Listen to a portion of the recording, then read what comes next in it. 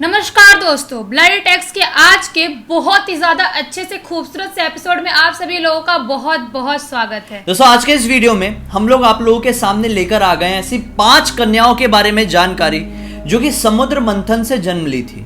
ये 5 ऐसी अद्भुत कन्याएं थी जिन्होंने जन्म लेकर इस सृष्टि के पालन में बहुत बड़ा योगदान दिया है। तो इनकी आज कहानी का वीडियो आप एंड तक देखिए, बहुत ही ज्यादा इंटरेस्टिंग लगेगा। लेकिन स्टार्ट करने से पहले हम लोग आप लोगों को बता दें कि समुद्र मंथन कैसे स्टार्ट हुआ था, क्यों करा गया था। बेसिकली जो राजा बलि थे, जो दैत्यराज राजा बलि थे, उन्होंने एक टाइम पे ना पूरे तीनों लोकों में अपना आधिपत्य जमा लिया था। हाँ, भगवान इंद्र की वजह से। हाँ, तो उसी वजह से क्या हुआ कि सारे देवता एक टाइम पर बहुत परेशान हो गए कि यार दैत्यराज अब राजा बन चुके हैं इस तीनों लोगों के, तो क्या होगा।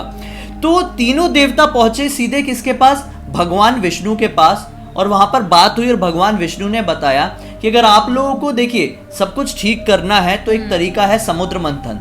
समुद्र मंथन से अमृत निकलेगा और जो कोई भी इस अमृत का सेवन कर लेगा वो अमर हो जाएगा, उसकी मृत्यु कभी नहीं हो पाएगी। और जो अमर हो जाएगा, सीधी सीधी बात है, वो तो विजय हो ही जाएगा आने वाले युद्ध में। उससे कोई भी युद्ध करे वो उससे जीत तो सकता नहीं, जीत सकेगा ही नहीं। तो यही सोचकर फिर जितने भी देवता थे वो गए राजा बलि के पास, और राजा बलि से उन्होंने कहा कि हम संधि कर लेते हैं, हम मिलके समुद्र मंथन करते हैं और समुद्र मंथन से समुद्र का जो अमृत निकलेगा उसे हम बांट लेंगे।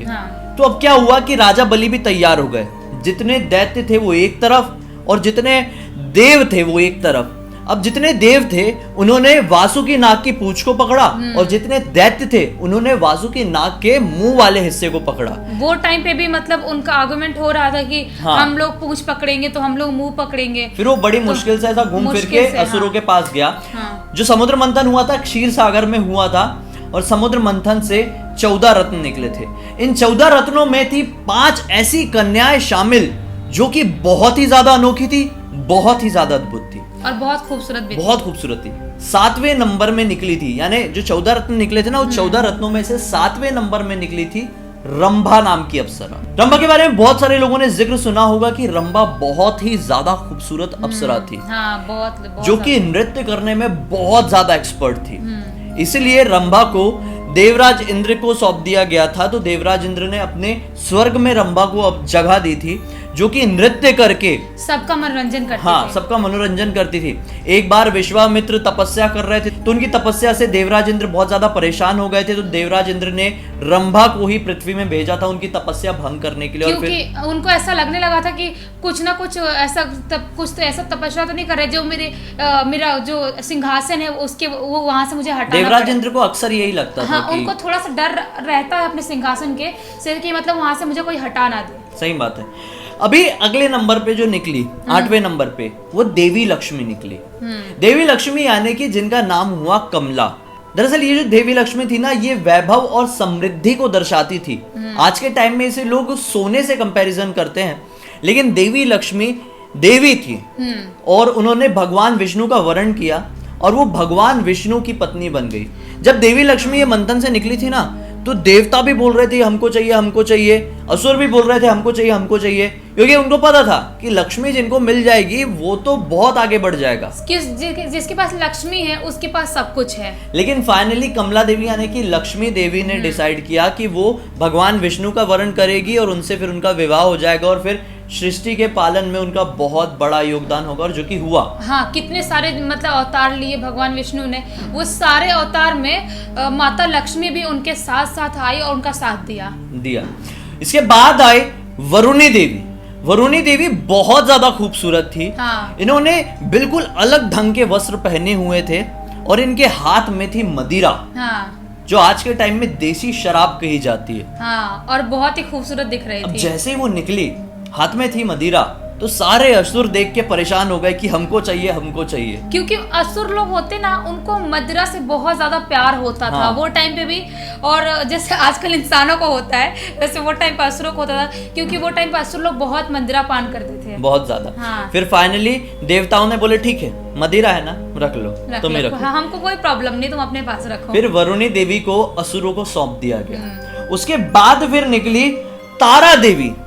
तारा देवी के बारे में बहुत सारे लोगों ने जिक्र सुना होगा रामायण काल में, जो कि बाली की पत्नी थी। जब तारा देवी समुद्र मंथन से निकली थी ना, ये भी बहुत ज्यादा खूबसूरत थी, बहुत ज्यादा। जितनी भी समुद्र मंथन से देवियां निकली है ना, ये बहुत खूबसूरत थी। जब तारा निकली तो जो सुषेण और बाली थे, ये दोनों के बीच में बहस होने लगी कि तारा हमारी पत्नी बनेगी। लेकिन डिसाइड हुआ कि जो तारा के जो बाईं तरफ खड़े हुए हैं वो तारा के पति बनेंगे, और जो दाईं तरफ खड़े हुए हैं वो तारा के पिता बनेंगे। तो फिर देखा गया कि बाईं तरफ तो बाली खड़े हैं, तो बाली से उनका विवाह हो गया, और दाईं तरफ सुषेण खड़े थे, तो वो उनके पिता बन गए। उसके बाद निकली रूमी देवी, जो बहुत ज्यादा फिर से खूबसूरत थी, और रूमी देवी को फाइनली सुग्रीव जी को सौंप दिया गया, और सुग्रीव जी से उनका विवाह हुआ। जो कि रामायण काल में आपने सुने होंगे, जो बाली के भाई थे, जुड़वा भाई, जिस वजह से एक टाइम तो ऐसा भी हुआ था कि युद्ध करके सुग्रीव जी को वहां से हटा दिए थे बाली जी ने, बाली की वाइफ और बाली ने अपनी वाइफ जैसे उनको बना लिए थे। फिर भगवान राम आए, और फिर भगवान राम ने बाली का वध किया, और फिर उनकी वाइफ को मुक्त किया, उनके सिंहासन को मुक्त किया, और फिर ऐसा कुछ हुआ। ये जो पांचों देवियां या फिर कन्याएं कह लो, ये इतनी ज्यादा अद्भुत थी ना कि इनका बहुत बड़ा योगदान था हमारी हिस्ट्री में भी और हमारे प्रेजेंट में भी। उम्मीद है कि आपको आज का वीडियो अच्छा लगा होगा। अच्छा लगा है तो इस वीडियो को ज्यादा से ज्यादा लाइक कर दीजिए, शेयर जरूर करना अपने परिवार वालों के साथ, दोस्तों के साथ। कमेंट सेक्शन में अपनी राय बताना मत भूलिए। इंस्टा की लिंक इस वीडियो के डिस्क्रिप्शन बॉक्स में मिलेगी, हमारे क्लिक करके डायरेक्टली वहां पर पहुंच जाना। अगर थोड़ा डिस्टर्बेंस हुआ तो सॉरी, थोड़ा सा नीचे का माहौल थोड़ा सा भी गणपति वाला है। हमें पहली बार देख रहे हैं, इस चैनल को सब्सक्राइब करके बेल आइकन दबा के ऑल के ऑप्शन में क्लिक करना, क्योंकि इसी तरह के हैरान कर देने वाले यूनिक वीडियोस हम लोग आप लोगों के सामने रेगुलरली लेके आते रहते हैं। तो चलिए दोस्तों, कल फिर से एक और हैरान कर देने वाली जानकारी साथ आप लोगों के सामने जाहिर हो जाएंगे। तब तक के लिए बहुत बहुत धन्यवाद। आपका दिन शुभ हो।